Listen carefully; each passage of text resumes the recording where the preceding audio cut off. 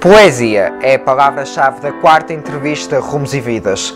Lourdes dos Anjos abriu as portas da sua casa e declamou um dos seus poemas. Durante mais de 20 minutos, ouvimos as histórias de uma mulher que se assume como tripeira.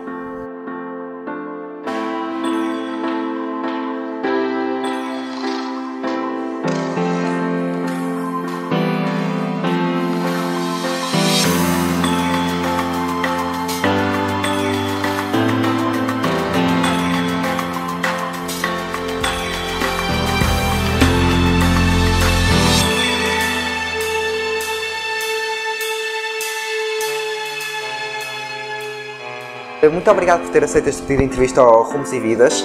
Lourdes dos Anjos, agradeço especialmente a atenção de ter aberto a sua casa, a sua intimidade ao nosso projeto. Começo-lhe por perguntar como é que revê os seus tempos de infância, os seus tempos de quando era criança.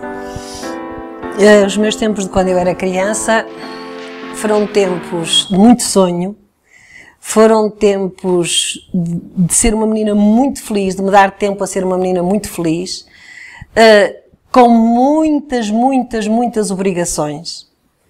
Muitas obrigações a cumprir, muita responsabilidade, mas sobretudo com uns braços fantásticos à minha volta para me dizer que caminha com cuidado, este é o caminho. Esses braços, está-se a referir à sua mãe? À minha mãe e ao meu pai. O meu pai era os braços do carinho, a minha mãe era os braços das armas. Eu é que mando, é para ali que tu tens que seguir. Faziam uma equipa? Faziam uma equipa. Em relação à infância dos nossos dias, como é que acha que hoje em dia vê isso através dos seus netos? Acha que a infância é melhor, pior ou apenas diferente? É diferente em coisas muito melhores e tem coisas muito piores. E há uma coisa que a mim me aflige muito. Hoje os meninos são todos sobredotados e hiperativos. E eu acho que eles são todos super mal criados, de uma maneira geral. Porque lhe faltam esses braços. Os pais hoje têm horários terríveis para trabalhar, autênticos horários de escravatura. Acho que a mulher também perdeu um bocado o sentido de ser o pilar do amor e acha que é assim uma pessoa que tem que mandar. Nós mandamos. As mulheres mandam, que elas têm manha de sete raposas e sabem muito bem como é que vão de mandar. Mas elas assumiram muito os defeitos dos homens que foram do tempo dos meus avós, do homem que eu quero posso e mando e tu vives com este tanto. E acho que às vezes a mulher perdeu essa humildade de mãe, de colo, perdeu-a. E ganhou um estatuto de termos dois homens em casa. O homem que manda e a mulher que manda também. E não é bom. Não é bom. E os meninos aproveitam-se exatamente disso. São extremamente finos e sabem... São espertos. São espertos e sabem muito bem jogar com essas coisas. E depois temos aquelas famílias que o pai está a ver futebol, a mãe está a ver a telenovela e o menino tem uma maquineta para não chatear. Portanto, nesse aspecto, eu sou do tempo em que ainda não havia televisão. E uma das primeiras perguntas que me faziam quando eu estava a entrar à porta é como é que correu a tua escola? E eu não sei se hoje os pais têm tempo muitas vezes e disponibilidade e amor para se esquecerem um bocado deles e do que eles gostam e perguntar ao filho como é que correu o filho. Em uma palavra, ausência. Ausência. Ausência. Os pais podem estar muito lá, mas não estão tão presentes às vezes como era preciso. Na vida, só estão fisicamente e não psicologicamente também, e efetivamente. Também. Como mulher tripeira genuína, consegue-nos transportar, através do seu olhar e do seu pulsar por esta gente, as vivências de cada portuense. A Lourdes tem noção da força, do seu poder e também de um bocado do agradecimento que as gentes do Porto lhe devem? Olha, acho que não me devem nada, porque eu estou a cumprir uma coisa que está cá dentro, que é partilhar o meu amor pelo Porto, os meus conhecimentos pela cidade, mas sobretudo o meu amor por esta cidade que querem que seja de segunda. E não é. Aqui nasceu o nome de Portugal. Mas quem é que quer que seja de segunda? O poder. Nós incomodamos. O Porto incomoda. Nunca esquecer aquelas palavras fantásticas de nós podemos trocar o V pelo B, mas não trocamos a liberdade pela servidão. Almeida Garrett. Almeida Garrett. E depois há um rei que nos deu o coração. E depois há uma praça que se chama da Liberdade. E depois há um granito que continua a ser granito. E há um Douro que continua a inundar a Foz. E há um norte onde até o vento é do norte, tem nome.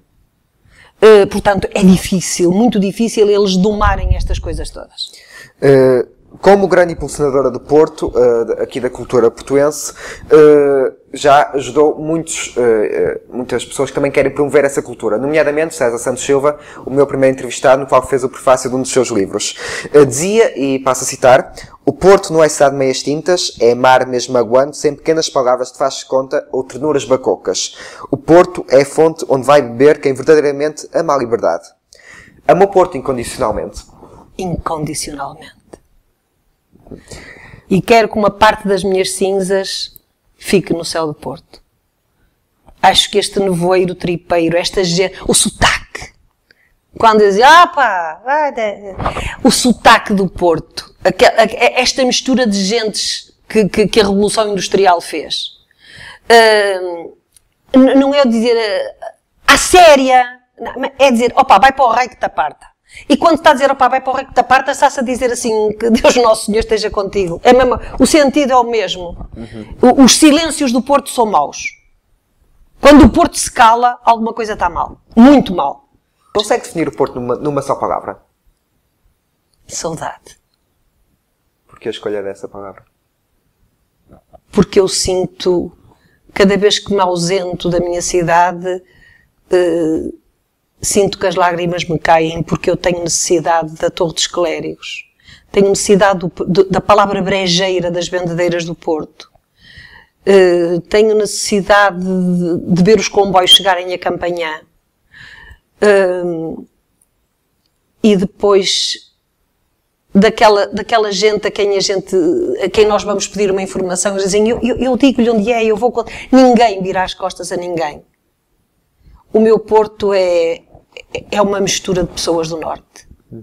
Porquê é que hoje em dia ser tripeiro para muitos é considerado uma coisa má? Porquê é que se criou esse preconceito acerca da palavra tripeiro? Porque as pessoas não percebem nada de história. Nem percebem nada do seu país.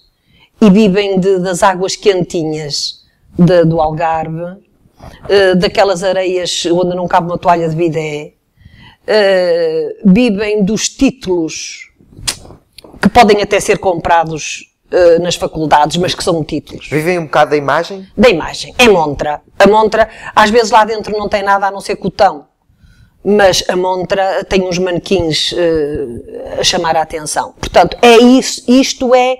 Eu nunca pensei chegar à minha idade, aos meus 64 anos, e estar-lhe a dizer isto, que é um jovem, e eu acredito em si. Acredito muito na sua geração, porque vão virar esta porcaria do avesso. Mas nunca pensei, aos 64 anos, estar-lhe a dizer isto. Porque eu sou do tempo em que a minha mãe era chamada de parola porque tinha o cabelo por cortar numa trança. Tinha uma trança no cabelo. E as meninas do colégio onde eu andava, diziam lá bem a parola. Até que um dia eu dei uma coça numa e ela nunca mais chamou parola à minha mãe e aprendeu que a minha mãe se chamava Adelaide. É um orgulho ser um tripeiro. Imenso. Quem é que atualmente vive no Porto? Os velhos. E os ricos. E porquê que acha que houve essa mudança demográfica? Primeiro porque a minha rua tinha muitas ilhas que começaram a fechar no tempo do Marcelo Caetano. As ilhas das Eirinhas, de Justino Teixeira, portanto aquelas ilhas todas começaram a fechar porque efetivamente não tinham condições para as pessoas lá morarem. Depois que de repente houve uma coisa chamada 25 de Abril que trouxe melhores condições de vida para as pessoas. E como trouxe melhores condições de vida, o sonho, por exemplo, era um automóvel. E o Porto não podia... As pessoas pagavam 40 escudos de renda de casa e pagavam 400 do aluguer de uma garagem. Era impossível. Portanto, as pessoas vieram fazer... Como o Porto não lhes respondia às suas necessidades... Deslocaram-se para a periferia um bocado. E vieram fazer Maia, Matosinhos, Gaia, Gondomar, não é? E as casas ficaram ao abandono. As ilhas foram destruídas, praticamente. Não se deu grandes condições a essas pessoas para fazer outro tipo de mudança que não fosse serem centrifugadas. E depois o preço, não havia casas para alugar, eram caríssimas. E o preço dos andares para quem quis comprar, que era outro sonho das pessoas, era ter uma casa. Há 2 anos falou que o Porto precisava de um grito do Ipiranga numa entrevista ao Regiões TV. Esse grito já foi dado? Olha, eu à moda do Porto fui uma gaja muito feliz no dia das eleições. Das últimas eleições. Pela eleição do Dr. Rui Moreira? Exatamente. Eu conheço vagamente. Portanto, não tenho nem defeitos nem virtudes para lhe apontar. Mas eu acho que o Porto em silêncio, apesar de ter muito pouca gente já lá a viver e a dormir, que disse, vamos mostrar-vos quem somos. E então borrifaram-se para os partidos e disseram, é este que é independente, ou mais ou menos independente. Portanto, eu fiquei muito feliz por isso, porque em silêncio demos um estalo sem mão ao poder. E o poder está a precisar destes estalos. Porque cada vez mais temos lá uns meninos que passaram as suas vidas nos Jotas, nas Jotinhas todas, depois fizeram um curso numa universidade de verão, que eu também não sei o que isso é. Outros compraram nestas universidades que nós também já todos conhecemos, e nunca souberam o que era gerir uma vida, gerir um trabalho, gerir uma casa. Alguns souberam muito bem gerir a droga e até andaram em várias desintoxicações para depois, mas chegaram ao poder, porque depois por lá também conheceram os outros doutores que já se drogavam. Portanto, isto hoje é uma sociedade muito sem pés nem cabeça. Eles têm bolsos. Da direita, da esquerda, têm todos uns bolsos com um fundo tremendo que é para juntarem os seus tostõezinhos, não é? Coitados, também precisam. Mas acho que não há amor à terra e não há conhecimento para fazer diferente. Portanto, agora temos para aí uns fantochezitos. Há bocado, quando se referiu ao poder, estava-se a referir a Lisboa? Também, sobretudo. Lisboa é amiga ou inimiga da nossa cidade? Nem amigo, nem inimigo. É o centro da promiscuidade. Vai tudo lá parar e o Porto é um bocado esquecido, colocado de lado? Não é esquecido. É espezinhado.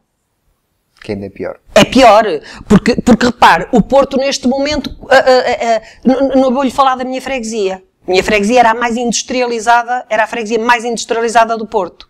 Hoje é um monte de ruínas. Portanto, o desemprego, a fome, os sem-abrigo estão no Porto, estão no Norte. Não estão depois nas aldeias, porque há sempre um cantinho para pôr umas batatas e outro cantinho para fazer um galinheiro. Lisboa está cheia de sem-abrigo porque é gente que vem de outros países e depois aquilo tudo é ali uma amálgama de gente sem raízes, sem... Vivem por viver. Estão lá. Uns porque vivem muito bem, outros porque vivem muito mal. Cá não vivem, mas sobrevivem. Sobrevivem. Sobre tudo isso. Repare que aqui ainda bem a qualquer casa, e eu falo pela minha, eu adoro ter as minhas fotografias da minha gente. Porque eu orgulho-me do meu passado. Tive uma família de trabalho, de luta, de gente séria.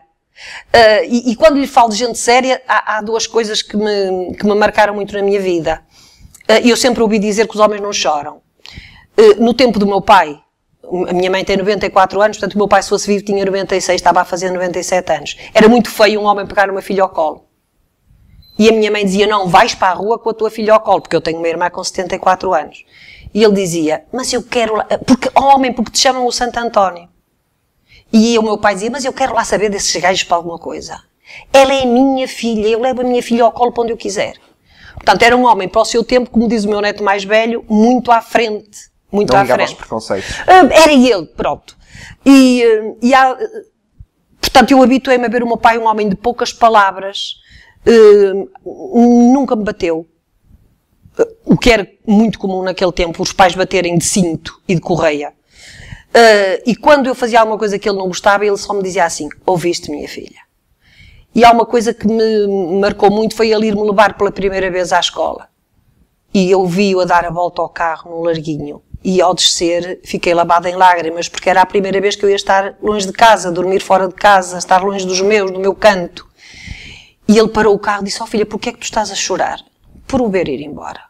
Ele disse, minha filha, tu não tiraste um curso para ser uma cruz. Vens embora comigo porque a tua tigela da sopa ainda não se partiu. E és tão minha filha a ser professora como a lavar panelas lá em casa. Portanto, decides a tua vida. E eu disse, não, paizinho, eu tenho que ficar. Eu decidi e eu tenho que ficar. Mas eu tenho muito medo deles, que eles são homens com calos nas mãos. E o meu pai, com as lágrimas aqui pela cara abaixo, disse, deixa-os ser meninos, porque eles nasceram homens. E eu não percebi nada do que o meu pai me disse naquela altura. Hoje em dia já percebe. Depois percebi. Depois percebi. E à medida que envelheço, aprecio mais aquele homem bom, fora do tempo dele, com um sentido de liberdade e de justiça únicos, que eram coisas que eu não sabia que existiam. Acaba de ser lançado um livro que é uma espécie de dicionário de português, obra do professor bibliotecário Carlos Brito. Hoje em dia assistimos uma padronização da linguagem, quase que todos nós falamos mais do mesmo. Essa padronização, na sua opinião, é uma coisa má ou boa? E também lhe pergunto, acha que este dicionário é muito importante para o Porto voltar a ser quem era? O Porto é sempre quem é. Nós não somos muito modernices. Mesmo os jovens continuam a utilizar o calão, há coisas que são únicas. O vai no batalha, o dar corda aos sapatos. Quer dizer, são expressões muito nossas. E temos muita coisa da Galiza. E temos muita coisa que nos veio dos povos que por aqui vão passando. E depois, o Porto realmente é um coração real. Onde nós não precisamos dos padrões dos outros. Nós temos a nossa raiz e nós continuamos, nós vamos ao bolhão, é o mesmo bolhão de quando eu lá ia quando era miúda. Há umas pessoas... aquela alma. Exato. Há umas vendedeiras já melhor vestidas, o que é muito bom. Há gente já que fala melhor, mas ainda há aquela que nos manda uma carvalhada por ali fora, sem maldade nenhuma. Nem é sequer para ser mal criada. Os mal educados são aqueles, às vezes, que com cinismo nos dizem palavras muito finas. Criam tal cultura de imagem que falou há bocado. A cultura de imagem, exatamente. Eu sou importante, eu sou fulana. Quer dizer, são os grandes vigaristas do nosso tempo. Eu não escrevo poesia, tudo que eu escrevo são coisas que eu retenho. Ou de uma conversa, ou de uma passagem. E eu trabalhei 25 anos em São Pedro da Cova. Passei lá um tempo muito difícil de droga. Vi mães a dizerem-me, eu era tão feliz se o meu filho morresse. E depois vi outras mães a dizer assim, o que vale ainda é o pouco que eu tenho para dar de comer aos meus netos, porque o meu filho anda pai com esta e com aquela e não quer saber. Portanto, ouvi muitas mães a queixarem-se. Um dia de uma conversa que tive com uma senhora dessas muito sofrida, estávamos a falar que no tempo dela, que o homem, por qualquer coisa que lhe marcava um olho, que eram as medalhas dela, era trazer um olho negro cá para fora. E ela disse-me, sabe, minha senhora, isso chama-se violência, não é? Nós na altura dizíamos, é vida. Mas agora há outras violências. E eu achei aquilo muito bonito. E então o que escrevi chama-se exatamente Outras Violências. E é a voz de um menino de 14 anos que me falava dessas outras violências.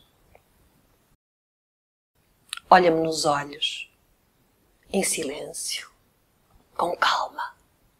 Abre para mim a janela da tua alma. Agora diz-me, mãe, achas que mereço sempre que te convém ser arma de arremesso? Oh, mãe, por que me fazes sofrer? Porque te vingas e me proíbes de o ver? Que fiz, mãe? Diz-me o que fiz para não me deixar ser feliz. Será que ainda não conseguiste entender que sou gente e não um objeto qualquer? Para, mãe. Não me tentes mais manipular. Dá-me espaço e tempo para pensar. Se o vosso amor precocemente acabou, se de repente o nosso lar se desintegrou, eu quero continuar a ter pai e mãe. Amo um e amo o outro também. Quero sentir-vos os dois a meu lado, mesmo sabendo que sois um casal separado. Tenho direito a ser feliz, a ser criança. Não admito servir como uma reles vingança. E não me ameaces, nunca, nunca mais, com polícia, juízes e tribunais. Porque apenas sei que de nenhum de vós quis saber que a vossa liberdade se fez à custa do meu sofrer. E não me voltes a perguntar qual dos dois eu amo mais. Já agora, por favor, poupem-me da guerra das visitas quinzenais. E até daquela conversa, ele que pague, porque tem obrigação, faz-me pensar que sou um simples imposto de circulação. Estou cansado de tanto egoísmo, tanta cegueira. Eu só peço que me amem, cada um à sua maneira. Tu, mãe, a quem confiaram o poder paternal, não faças da minha vida um tempo quase infernal. E tu, pai, não te esqueças das vezes que adormeci, chorando a saudade imensa de estar longe de ti. Se vocês fizessem ideia do peso do meu sofrer, percebiam por que desejo para vos magoar, morrer. Os filhos não guardam sempre este verbo infantil. Crescem e, de repente, são bandos de delinquência juvenil. E porque não têm raízes nem laços de união, são a revolta que vagueia nas celas de uma prisão. É urgente, soletrar devagar algumas palavras. Família, tolerância, sacrifício, humildade, pai, mãe, amor, futuro, felicidade. É urgente repensar diferentes formas de amar. Como é que vive a vida? Vivendo cada momento e pensando que sou uma mulher com sorte. Muita sorte. E como a define? Muito pequena. Pequena demais? Pequena demais. Envelheci de repente. E não é o envelhecer que me assusta. Gosto dos meus cabelos brancos, das minhas rugas, mas não gosto das minhas limitações físicas. E tenho medo de perder a força nos braços para abraçar quem eu amo. A poesia ajuda a ultrapassar essas dificuldades do seu cotidiano? Muito. Eu não sou de rezas, nem de santos, nem de religiões, mas penso que é a forma de eu respirar algo de sobrenatural, dando voz a muitas vozes que não conseguem chegar cá fora. Qual é o seu poeta favorito? Sidónio Muralha. Pode. Que poucos conhecem. Em que momentos é que escreve? De grande revolta. Quando chega até mim o Ari dos Santos e me diz: isto vai, amigos, isto vai. Já estamos na reta final da nossa entrevista. Um pensamento ou uma frase em que se inspira? Há muitas frases que me inspiram. Mas há uma que durante muitos anos eu não percebi. Não percebi porque eu sou do tempo em que era proibido fazer perguntas às pessoas mais velhas. Portanto, as pessoas mais velhas tinham um patamar e nós estávamos 5 degraus abaixo. E a única pessoa a quem eu fazia perguntas era a minha avó. E lembro-me de lhe ter perguntado porque é que ela tinha tido tantos filhos. E ela disse-me assim: sabes, filha, porque os filhos são das mulheres. Se eles fossem à vez, iam de 1 até 3. Um livro? Um livro. Estou a ler uns relatos de vida de Nelson Mandela. É o livro que recomenda? Fantástico. Uma música? Uma música. Qualquer uma delas do Zava. E ultimamente anda aí uma música que eu gosto muito. Não aprecio a forma de cantar do cantor, gosto muito daquilo que ele escreve. Quero voltar para os braços da minha mãe, de Pedra Brunhosa. Um passeio? Um passeio pelo meu país. Uma vez que fui ao Cabo Especial e achei que aquilo que era o princípio e o fim do mundo. Olha, muito obrigado por esta entrevista. Confesso que até me emocionou um bocado e obrigado especialmente por ter aberto as portas de sua casa ao nosso projeto. Fica então por aqui a 4ª entrevista de Rumos e Vidas. Até a próxima, muito obrigado mais uma vez.